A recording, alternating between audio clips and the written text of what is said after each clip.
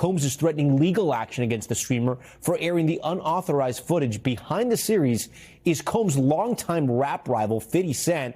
They once worked together a long time ago. They're not friends now. They don't like each other. And yeah, 50 has taken every shot. He hasn't missed a single opportunity to take shots, especially now that Diddy is vulnerable. When people asked 50 why he's speaking up now, he didn't hesitate. He said he believes Diddy is a predator, that someone like him shouldn't be allowed to operate unchecked. Whatever history they had doesn't matter anymore. There's no loyalty left, no nostalgia, just animosity. And this time, 50 didn't just throw jabs, he went straight for the throat. Because this footage, it was never supposed to come out. Everyone involved knew it was dangerous, too volatile, too damaging. This was the kind of thing that was meant to stay locked away forever, but between cracks forming inside Diddy's inner circle and 50 running out of patience, the one recording that was supposed to stay buried finally surfaced, and when it did, it blindsided everyone. Diddy, his attorneys, his entire PR machine. Diddy's legal team tried to get ahead of the fallout. They reached out to Netflix, pushing hard for the project to be shelved. Their argument was simple. Curtis Jackson has had beef with Diddy for decades. With 50 involved, they said this documentary was nothing more than a hit piece, propaganda dressed up as journalism. Netflix pushed back. Yes, 50 Cent is an executive producer, but he doesn't control the edit. He doesn't dictate the narrative. Then the documentary dropped. And that was the moment everything changed. The most powerful man in hip-hop wasn't calling shots anymore. He was watching his own collapse unfold from behind bars. The man who built his entire empire on control lost the one thing he could never survive without: control of the story. This wasn't just a documentary, it felt like a public dismantling, and the person driving it wasn't a prosecutor or a judge, it was his longest-running enemy. Before the release, Diddy's team made one last push. They argued that his past behavior, putting hands on women, intimidating executives, abusing power, was already known, that it was part of his image, part of the bad boy persona. But that just raised more questions. That people don't really understand.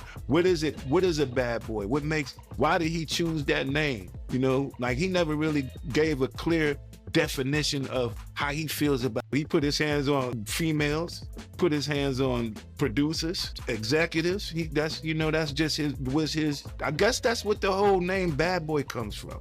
What exactly does Bad Boy mean? Why choose that name? And why had no one ever really challenged what it stood for? Then, the night before the premiere, Diddy's lawyers dropped a cease and desist. Combs' attorneys filed a cease and desist last week, saying the documentary, quote, was conceived and produced. They claimed the documentary relied on stolen footage and private recordings never meant for public consumption. Those recordings came from the 6 days leading up to his September 2024 arrest. 6 days of unraveling. Cameras Diddy personally hired captured him spiraling, yelling, pacing, demanding loyalty from people who were already backing away. His obsession with documenting everything became his worst mistake. The irony was brutal. The same need for control that built his brand ended up exposing him. The footage showed him berating producers, intimidating assistants, and revealing a side of himself that stripped away any illusion. Suddenly, the name Bad Boy stopped sounding like marketing. It sounded like a warning. Once the clips leaked, they spread instantly. One moment showed Diddy smiling and waving at fans in Harlem. The next showed him recoiling, quietly asking for hand sanitizer, like the same people cheering for him disgusted him. His attorneys tried to shut it down, claiming attorney-client privilege and illegal exposure of private strategy sessions, but it didn't matter. The damage was already done. Netflix stood firm. The footage was obtained legally. Permissions were secured. Sources were protected. The director made it clear Diddy had spent decades filming himself. He didn't just document his life. He archived his own downfall. He always wanted people to see behind the curtain. Now they are. Netflix reached out to Diddy's camp for comment. Silence until the documentary aired. Then the legal threats came fast and loud, but by then the conversation had already shifted. It wasn't about whether Diddy was guilty anymore. It was about how much he'd managed to hide. Even people close to him admitted the footage didn't shock them. It just confirmed what they already suspected. Then came the bombshell. For over 2 years, Diddy had hired filmmaker Michael Oberle to document his life. This was supposed to be a redemption story, a comeback narrative, proof of resilience. Instead, in December 2024, everything collapsed. Oberle said he didn't leak the footage. According to him, someone inside Diddy's inner circle covered for him for 3 days while he was out of state. That's when the recordings disappeared. 3 days was all it took. Whether it was revenge, money, or guilt, no one knows. Oberle called it betrayal. The internet called it karma. And looming over all of this was 50 Cent. 50 Cent said the quiet part out loud, and if he's telling the truth, this was never about a documentary. It was about shutting the door permanently. He came out and basically said, "You guys don't need to worry about me getting revenge from Diddy.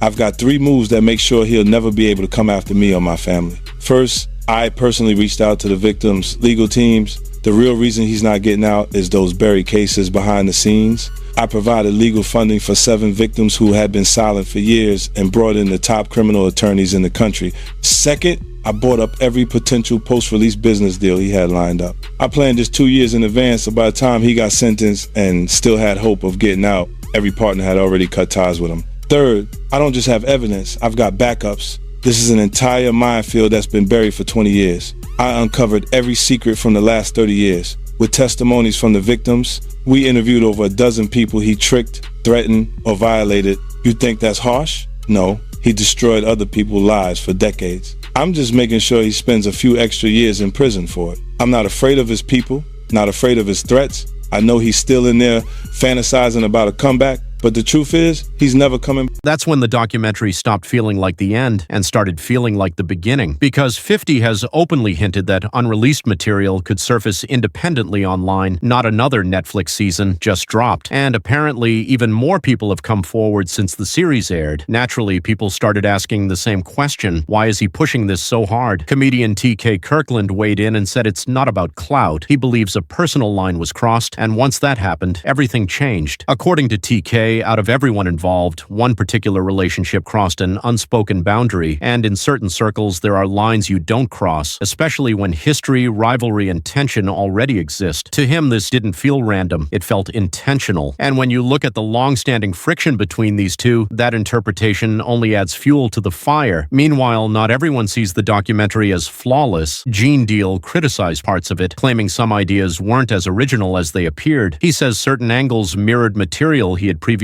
shared and feels proper credit wasn't given. His issue isn't that the documentary exists, it's how it was assembled. He also said something interesting about whether more footage could be stopped. In his view, if there were real power left to silence it, it would have already happened. The fact that it's still up says a lot. Another thing viewers noticed was what the documentary didn't focus on, especially Kim Porter. She played a major role in Diddy's life, yet her presence felt minimal. She passed away in 2018 at 47, officially from pneumonia, but the suddenness has always sparked discussion. Given how intertwined she was with everything, many felt her story was brushed past too quickly. People close to the situation say she knew far more than the public realized, and leaving that out made the documentary feel unfinished. Others pointed out stories from former collaborators describing a controlling environment, moments where private conversations allegedly triggered explosive reactions. Those didn't really get explored either. And then there's the elephant in the room, the parties. For years, those gatherings were rumored to involve powerful figures across industries, yet the documentary barely touched them. No names, no depth. To many viewers, that silence didn't feel accidental, it felt selective. Jaguar Wright took it even further, arguing that the foundation of all this goes back long before fame. She believes early environments shape behavior in ways that don't disappear with success. She's questioned family dynamics, normalized behavior, and the silence of people who allegedly knew but never spoke up. And that's where this story leaves us. Because if 50 follows through and releases more unreleased material, interviews, testimonies, entire storylines that never made the cut, the narrative could shift again. The real question isn't whether more exists, it's what happens if it finally comes out. Drop your thoughts in the comments. What do you think could surface next as this story keeps unfolding?